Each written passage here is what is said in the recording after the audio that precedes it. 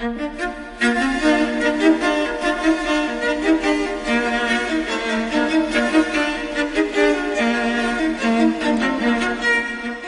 to another in a series of sound ideas from Simon & Schuster. Since it was first published in 1952, The Power of Positive Thinking by Dr. Norman Vincent Peale has continued to be an inspirational bestseller. Through its vivid demonstrations of the power of faith, it has helped millions of men and women find a workable method for achieving happiness and success.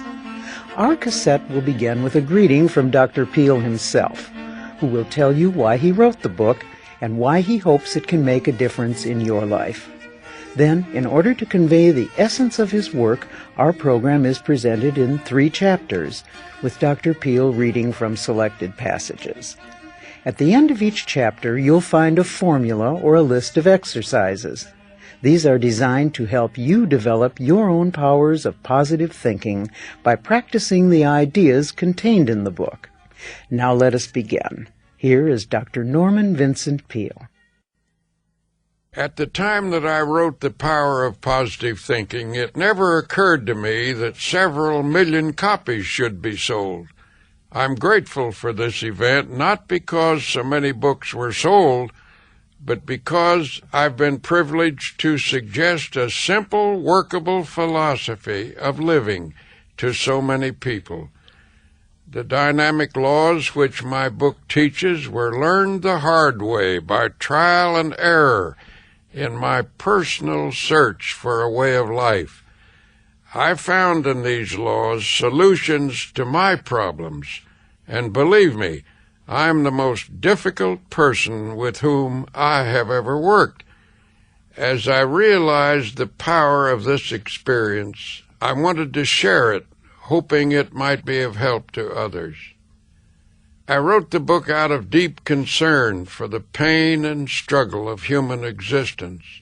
It teaches the cultivation of peace of mind, not as an escape from life, but as a power center out of which comes driving energy for constructive personal and social living.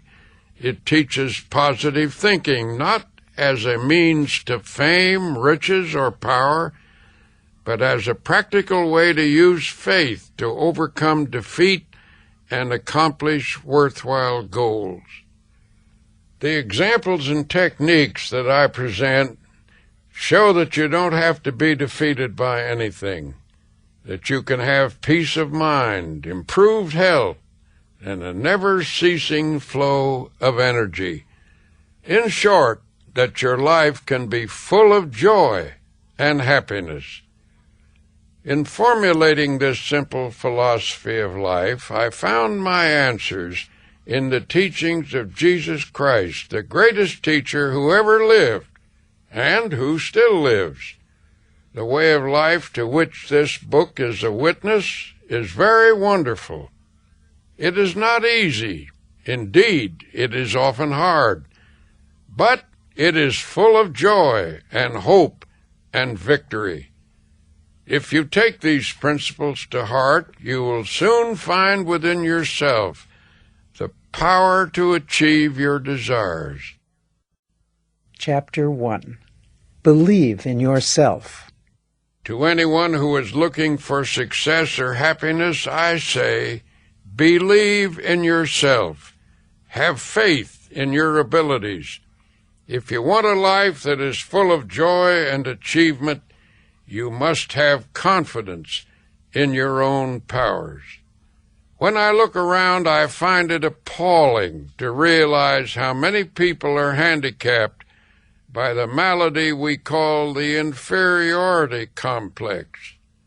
Lack of self-confidence is indeed one of the greatest personal problems besetting people today.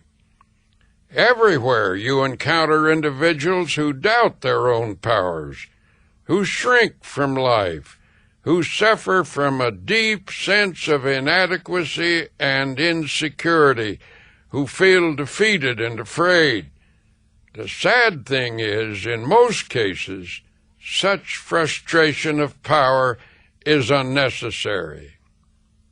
Let me tell you a story. Several years ago, after speaking to a business convention, a very intense man approached me about a matter of desperate importance to him. We went backstage to sit down, and he explained, "I'm in town to handle the most important business deal of my life. If I succeed, it means everything for me. If I fail, I'm done for." I suggested that he relax a little, that nothing was quite that final. If he succeeded, that was fine. If he didn't, well, tomorrow was another day. "But I have no confidence in myself," he admitted. "In fact, I feel I'm just about sunk. Here I am, 40 years old. Why is it that all my life I've been tormented by inferiority feelings, by lack of confidence, by self-doubt? I listened to your speech tonight where you talked about the power of positive thinking, and I want to know how I can get some faith in myself." After listening to this man's all too familiar plea, I told him there are 2 steps to take. First, you have to find out why you feel you have no power. That requires analysis and will take time, but to pull you through this immediate problem, I shall give you a formula. As you walk down the street tonight, I suggest that you repeat certain words that I shall give you. Say them over several times after you get into bed. When you awaken tomorrow, repeat them 3 times before rising. On the way to your important appointment, say them 3 additional times. Do this with an attitude of faith, and you will receive sufficient strength and ability to deal with this problem. Following is the affirmation which I gave him. "I can do all things through Christ who strengthens me." I watched him square his shoulders and walk out into the night. He seemed a pathetic figure, and yet the way he carried himself as he disappeared showed that faith was already at work in his mind. Some time later he told me that this simple formula did wonders for him and added, "It seems incredible that a few words from the Bible could do so much for a person." In time, as this man learned how to have faith, he gradually attained a strong, steady, reasonable self-confidence. Things now flow toward him rather than away from him. His personality has taken on a positive character, so that he no longer repels success, but on the contrary, draws it to him. He now has authentic confidence in his own powers. The greatest secret for eliminating the inferiority complex, which is another term for deep and profound self-doubt, is to fill your mind to overflowing with faith. Develop a tremendous faith in God, and that will give you a humble yet soundly realistic faith in yourself. But how, you may ask, do I acquire this dynamic faith? Well, the answer begins with the study of the Scriptures and the use of prayer, lots of prayer. The Scriptures say, "According to your faith be it unto you." So the bigger your problem, the bigger your prayers should be. Along with prayer and study of the Scriptures, another very effective way to build self-confidence is by suggesting confidence concepts to yourself. If your mind is obsessed by thoughts of insecurity and inadequacy, that is, of course, because such thoughts have dominated your thinking over a long period of time. You must give your mind a different and more positive thought pattern. and that is accomplished by the repetition of confident ideas. You see, feelings of confidence depend upon the type of thoughts that habitually occupy your mind. If you constantly fix your attention upon dire events that might happen, you will constantly feel insecure. And what is even more serious is the tendency to create, by the power of thought, the very condition you fear. Once when Stonewall Jackson planned a daring attack, one of his generals fearfully objected, saying, "I'm afraid of this," or "I fear that."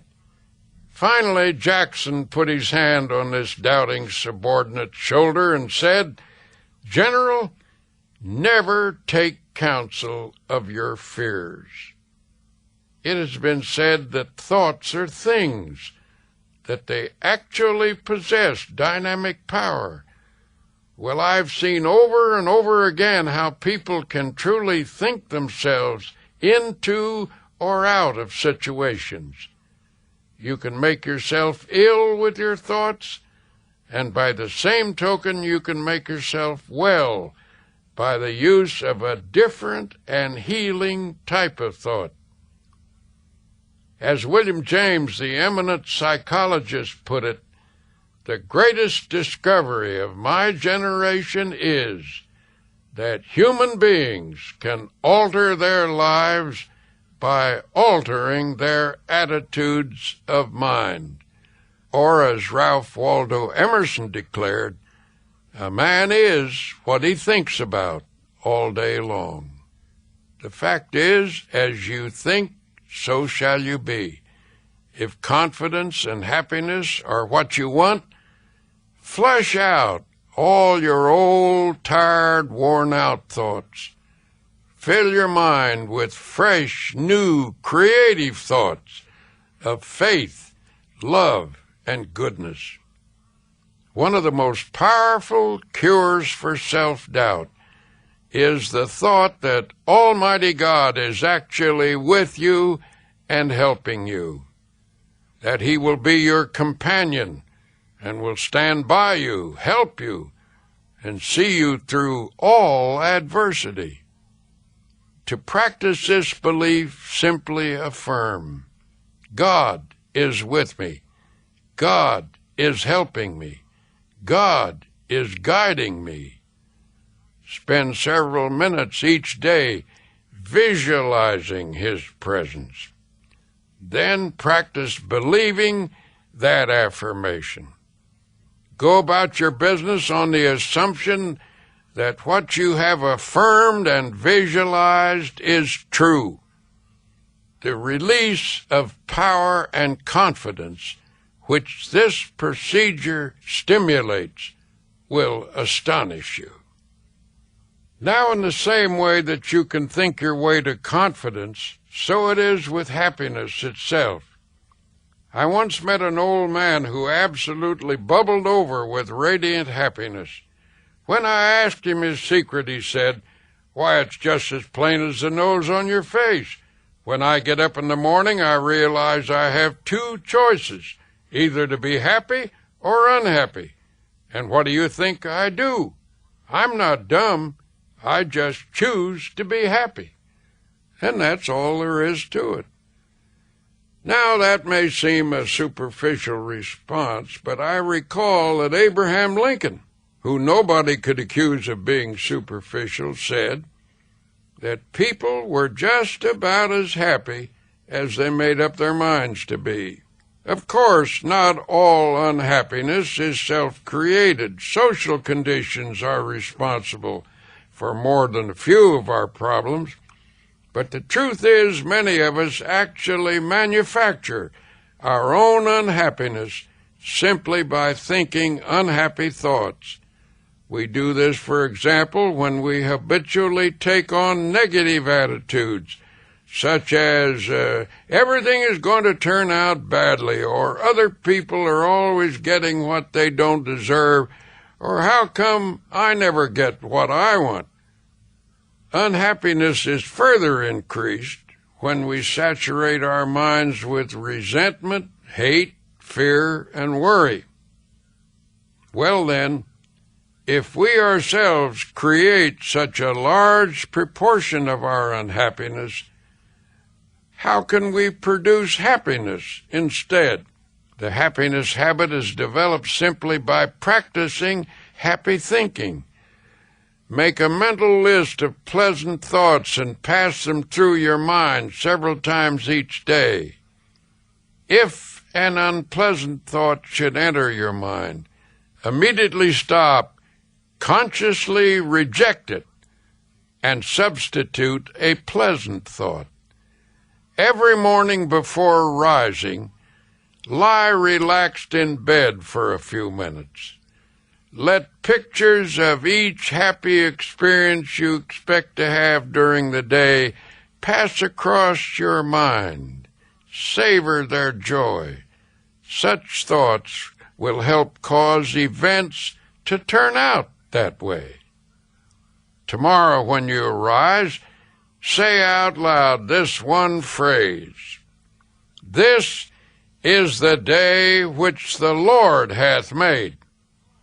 I will rejoice and be glad in it. I will rejoice and be glad in it." Repeat it 3 times in a strong, clear voice and with positive tone and emphasis. The statement, of course, is from the Bible, and it is a good cure for unhappiness.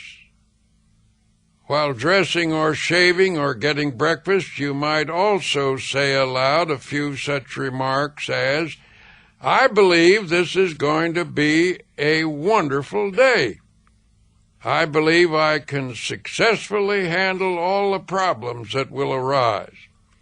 I feel good physically, mentally, emotionally.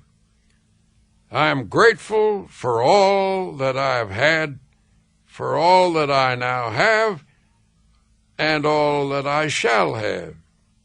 Things are not going to fall apart. God is here, and He is with me, and He will see me through. I thank God for every good thing." If you repeat these kinds of phrases and meditate on their meaning, you will change the character of your day by starting off with a positive frame of mind. And yet I must add, it is not enough to practice even such important techniques as I have suggested, unless throughout the day you also base your actions upon fundamental principles of happy living. One of the most simple and basic of such principles is that of human love and goodwill. As Tolstoy said, "Where love is, God is," and we might add, "Where God and love are, there is happiness." So a practical principle in creating happiness is to practice love. A friend of mine carries a unique business card. On the reverse side is written the philosophy which has brought great happiness to him and success as well. The card reads, "The way to happiness: keep your heart free from hate, your mind from worry, live simply, expect little, give much. Fill your life with love, scatter sunshine, forget self, think of others. Do as you would be done by. Try this for a week, and you will be surprised."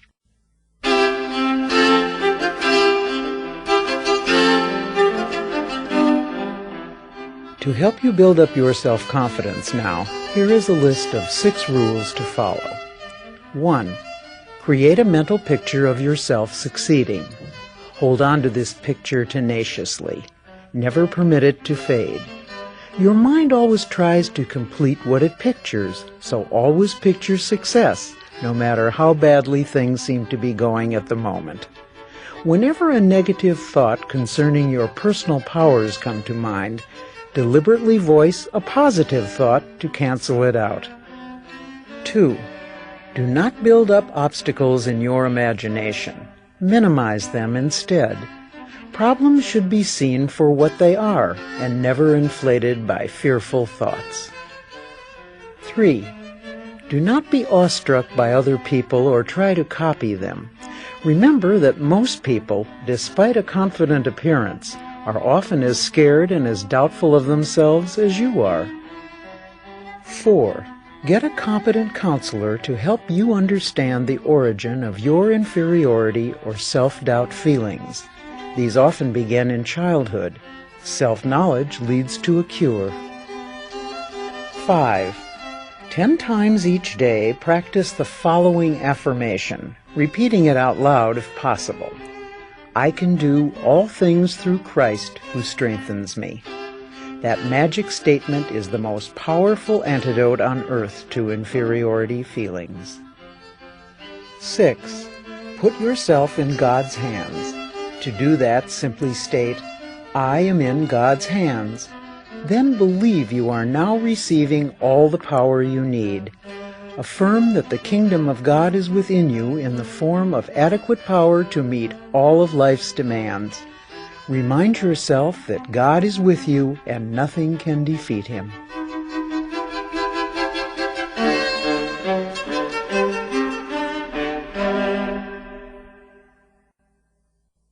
Chapter 2. A Peaceful Mind Generates Power.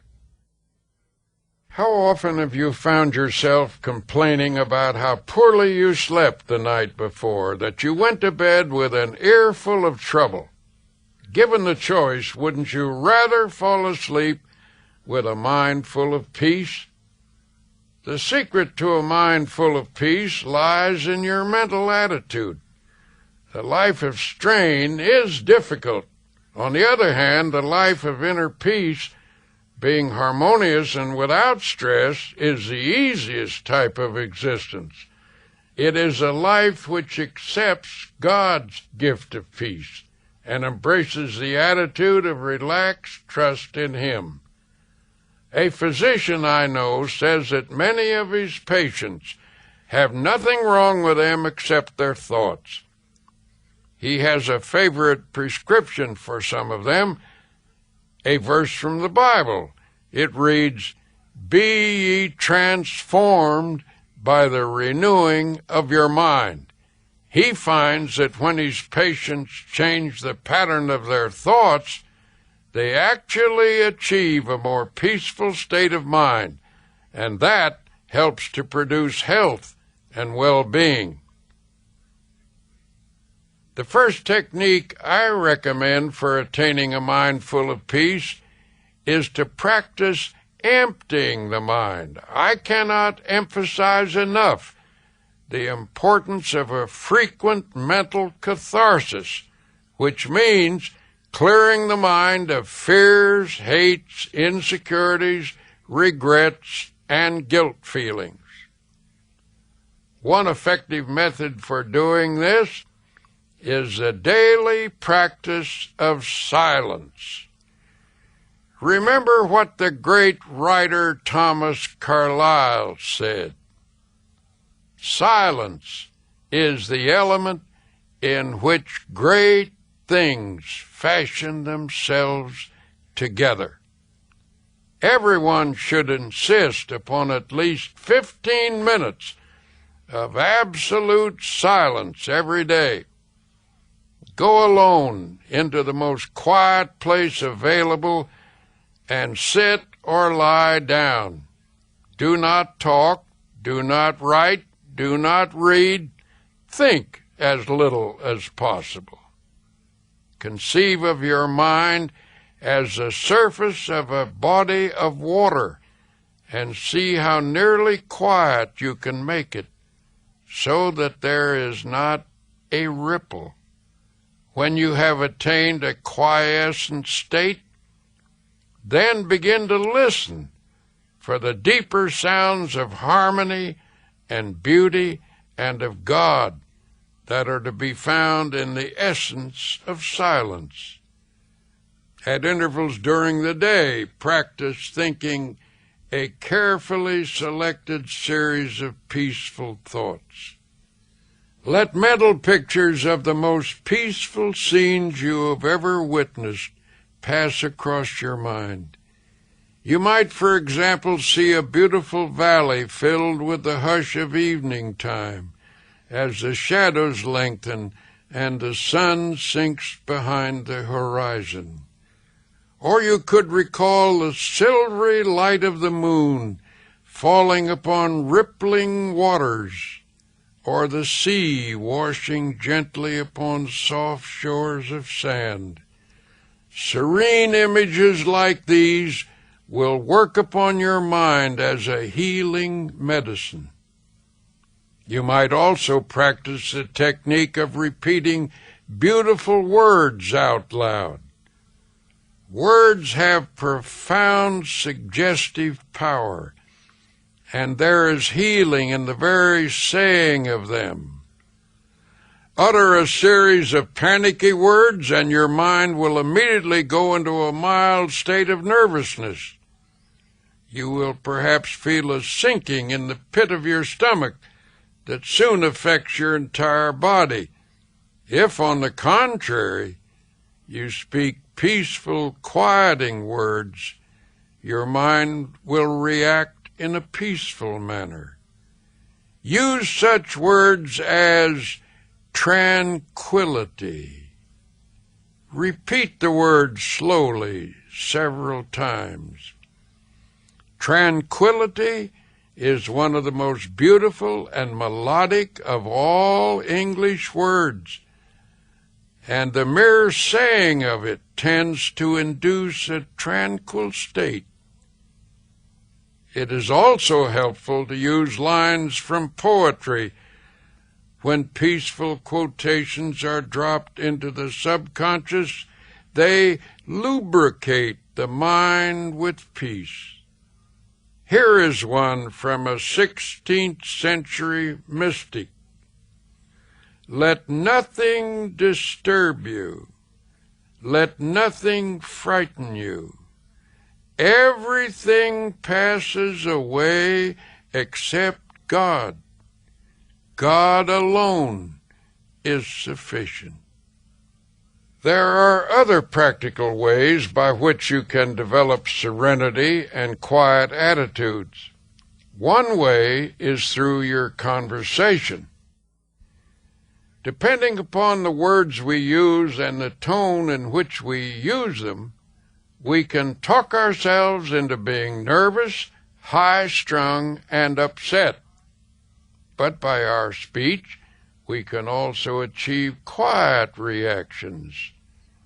Talk peaceful to be peaceful. You see, the words we speak have a direct and definite effect upon our thoughts. So in a group, when the conversation takes a trend that is upsetting, try injecting peaceful ideas into the talk. Note how it counteracts the nervous tensions. Conversation filled with expressions of unhappy expectation, at breakfast, for example, often sets the tone of the entire day. On the other hand, if you start each day by affirming peaceful attitudes, your days will tend to be pleasant and successful. Of course, when you get right down to it, the most powerful means for attaining peace of mind is prayer and reading of the Bible. The words of the Bible have a particularly strong therapeutic value. Drop them into your mind, allowing them to dissolve in consciousness, and they will spread a healing balm over your entire mental structure. It is interesting to note that more and more experts in physical health are using prayer in their therapy. Illness, tension, and kindred troubles often result from a lack of inner harmony. but it is remarkable how prayer can restore the harmonious functioning of body and soul. It appears that even the aging process can be held in check by prayer. You need not lose your vital energy or become weak and listless just because of accumulating years, nor is it necessary for your spirit to sag or become dull. Prayer can freshen you up every evening and send you out renewed each morning. And if prayer is driven deeply into your subconscious, you can receive guidance in your problems. Prayer has the power to keep your reactions correct and sound. Another important way that prayer can enrich your life is by stimulating creative ideas. Within the mind are all of the resources needed for successful living. When they're released and properly employed, these ideas can lead to the successful operation of any project or undertaking. The New Testament says, "The kingdom of God is within you," meaning that God has laid up within our minds and personalities all the potential powers and ability we need for constructive living. It remains for us to tap and develop these powers. If you have not experienced this power, perhaps you need to learn new techniques of prayer. One man I know who has a unique and creative mind worked out his own simple formula for overcoming his difficulties through prayer. It is a curious formula, but I have practiced it and personally know that it works. The formula is, first, prayerize; second, picturize; third, actualize. By prayerize, my friend meant a daily system of creative prayer. When a problem arose, he talked it over with God very simply and directly. He did not talk with God as to some vast and far-off shadowy being, but he conceived of God as being with him in his office, in his home, on a street, always as a partner, a close associate. He took seriously the biblical injunction to pray without ceasing. He took it to mean that he should discuss with God in a natural manner all the questions that had to be dealt with each day. God's presence finally came to dominate his conscious and ultimately his unconscious thinking. The second point of this formula of creative prayer is to picturize. As I've mentioned before, the man or woman who assumes success tends to already have success. People who assume failure tend to have failure. To assure something worthwhile happening, first pray about it and test it according to God's will. Then print a picture of it on your mind as happening, and hold the picture firmly in your consciousness. Continue to surrender the picture to God's will. That is, put the matter in God's hand and follow his guidance. Work hard and intelligently, thus doing your part to actualize your prayer. The third part of this formula. Practice believing and continue to hold the picture firmly in your thoughts. Do this, and you will be astonished at the strange ways in which the image becomes a reality. You see, religious faith is not something piously stuffy, but is a scientific procedure for successful living. Personally, I believe that prayer is a sending out of vibrations from one person to another and to God. All of the universe is in vibration. There are vibrations in the molecules of a table. The air is filled with vibrations. The reaction between two human beings is also in vibration. When you send out a prayer for another person, you employ the force inherent in the spiritual universe. You transmit from yourself to the other person a sense of love, helpfulness, support, a sympathetic, powerful understanding. In this process, you awaken vibrations in the universe through which God brings to pass the good objectives you pray for. Experiment with this principle, and you will know its amazing results.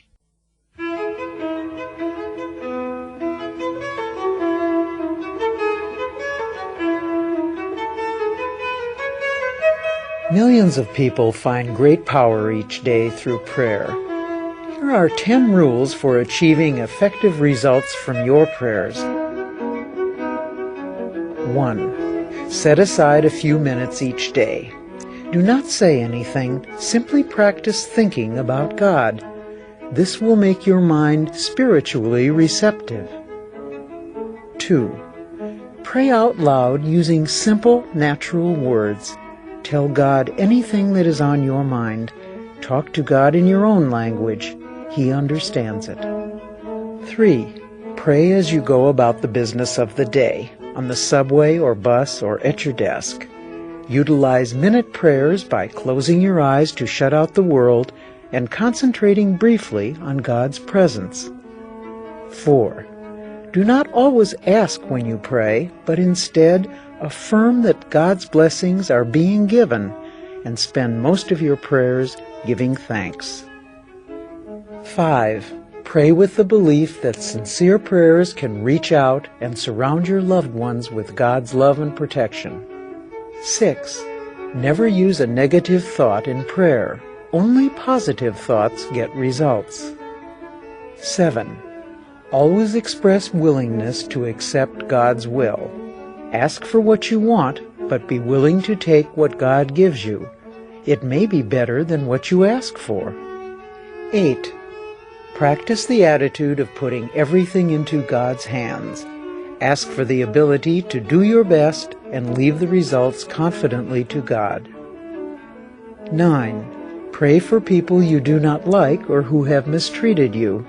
Resentment is blockade number 1 to spiritual power. 10. Make a list of people for whom to pray. The more you pray for other people, especially those not connected with you, the more prayer results will come back to you.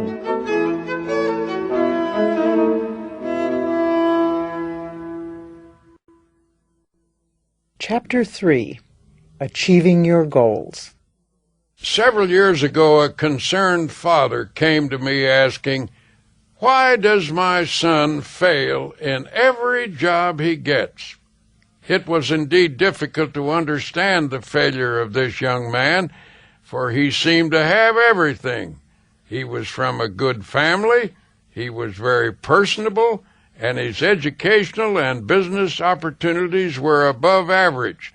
Nevertheless, he had a tragic flair for failure. He tried hard enough, yet somehow he always missed success. Not long ago I ran into this young man and was amazed at a transformation that had taken place. He was now a dynamic figure at the height of his powers. I asked him to explain the remarkable change. It was really quite simple, he told me. I merely learned the magic of believing. I discovered that if you expect the worst, you will get the worst, and if you expect the best, you will get the best. It all happened through actually practicing a verse from the Bible. If you can believe, all things are possible to him that believeth. When I heard those words, I had a flash of insight. I realized that the key I had missed was that my mind was not trained to believe, to think positively, to have faith in either God or myself. After I adopted that policy, things began to change for me almost at once. I got into the habit of expecting the best, not the worst. And that is the way my affairs have turned out lately. I guess it's a kind of a miracle, isn't it? I told my young friend that what had happened to him wasn't miraculous at all. Actually, he had learned to use one of the most powerful laws in the world, namely, change your mental habits to belief instead of disbelief. It was William James who said, "Our belief at the beginning of a doubtful undertaking is the one thing that ensures the successful outcome of the venture. When you expect the best, you release a magnetic force in your mind by a law of attraction. This force tends to bring the best to you." Things get better when you expect the best, because when you are freed from self-doubt, you can put your whole self into a project. Nothing can stand in the way of the person who focuses his or her entire self on a problem. When the full concentration of all your forces, physical, emotional, and spiritual, is brought to bear, the consolidation of these powers at work is quite irresistible. So a major key to attaining that which you deeply desire is to be totally released from doubt, so that you can throw yourself completely into your endeavor. In other words, whatever you're doing, give it all you've got. Hold nothing back. Life cannot deny itself to the person who gives life his all. Unfortunately, most people don't do that. In fact, very few people do, and this is the tragic cause of most failures. A famous trapeze artist was teaching his students how to perform on the high trapeze bar. When one student was called on to demonstrate, he looked up at the insecure perch and was suddenly filled with fear. He froze completely. He had a terrifying vision of himself falling to the ground.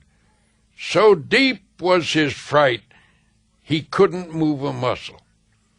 The instructor put his arm around the boy's shoulder and said, "Son, you can do it, and I will tell you how." Then he made a statement which is one of the wisest remarks I have ever heard. He said, "Throw your heart over the bar, and your body will follow." Copy that one sentence. Write it on your mind. You who really want to do something with your life. Heart is the symbol of creative activity. Fire your heart with where you want to go and what you want to be. Get it so deeply fixed in your unconscious that you will not take no for an answer. Then your entire personality will follow where your heart leads.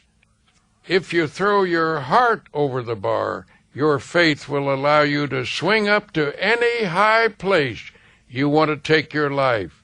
Whenever you have a bar, that is to say a barrier in front of you, stop, close your eyes, visualize everything that is above the bar and nothing that is below it. Then, imaginatively, throw your heart over the bar and see yourself as being given lifting power to rise above it.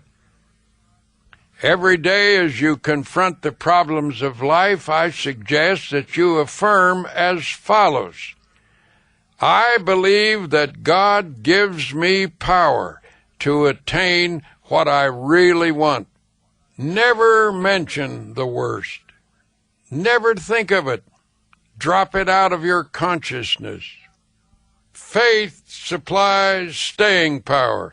It contains the dynamic you need to keep going when the going is hard. Anybody can keep going when the going is good, but some extra ingredient is needed to enable you to keep fighting when it seems that everything is against you. I want to share with you a great insight to keep in mind when you're confronted by an obstacle.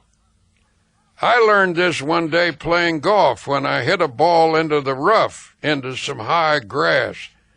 I said with some dismay to my partner, "Now just look at that. I'm in the rough with a bad lie, and it's certainly going to be tough getting out of here." But my friend grinned at me and said, "Didn't I read something about positive thinking in your books?" Sheepishly, I acknowledged that such was the case. "I wouldn't think so negatively about that lie of yours," he said. "Do you think you could get a good hit if this ball were lying out on the fairway on short grass?" I said, "Yes, I thought so." Then he did a rather whimsical thing. He asked me to notice the quality of the grass. "Chew it," he said. I chewed, and he asked, "Is it tender?" "Why, yes," I replied, "it certainly does seem to be tender grass." "Well," he continued, "an easy swing of your number 5 iron will cut through that grass almost like a knife." And then he gave me this sentence, which I'm going to remember as long as I live, and which I hope you will too. "The rough is only mental," he said. In other words, it is rough because you think it is. In your mind, you've decided that here's an obstacle which will cause you difficulty. But the power to overcome this obstacle is also in your mind. If you visualize yourself lifting that ball out of the rough, believing that you can do it, your mind will transfer flexibility, rhythm, and power to your muscles, and you will handle that club in such a manner that the ball will rise right out of there in a beautiful shot. All you need to do is keep your eye on that ball and tell yourself that you are going to lift it out with a beautiful stroke. Let the stiffness and tension go out of you. Hit it with exhilaration and power. Remember, the rough is only mental. To this day, I remember the thrill, the sense of power and delight I had in the clean shot that dropped the ball to the edge of the green. That is a very great fact to remember when you're faced with difficult problems. The rough is only mental. So if you want to change your circumstances, you must first start thinking differently. Form a picture in your mind of circumstances as they should be. Hold that picture. Develop it firmly in all details. Believe in it, pray about it, work at it, and you can make it become a reality. This is one of the greatest laws in the universe. Believe and succeed. I learned this law firsthand in a very interesting manner. Some years ago, I was involved in an enterprise that was faced with severe financial problems. When it seemed almost impossible to keep it going, my colleagues and I called a meeting. Attending was a woman who had once contributed a nice sum to our endeavor. We hoped that lightning might strike twice in the same place, but this time she said she would give us something of more value than money. She told us she was going to give us a creative idea. I must admit, we thought to ourselves unenthusiastically, how can we pay our bills with an idea? But as it turned out, an idea is precisely what helped us pay our bills. Every achievement in the world was first projected as a creative idea. First the idea, then faith in it, then the means of implementing the idea. That is the way success proceeds. What she told us was that we were lacking the resources we needed simply because we were thinking only in terms of lack. To correct the situation, she advised us to reverse the mental process and begin to think prosperity, achievement, success. Don't hold on to mental pictures of difficulties and failures. Don't think lack thoughts. Lift your mind above them and visualize powers and achievements. When you elevate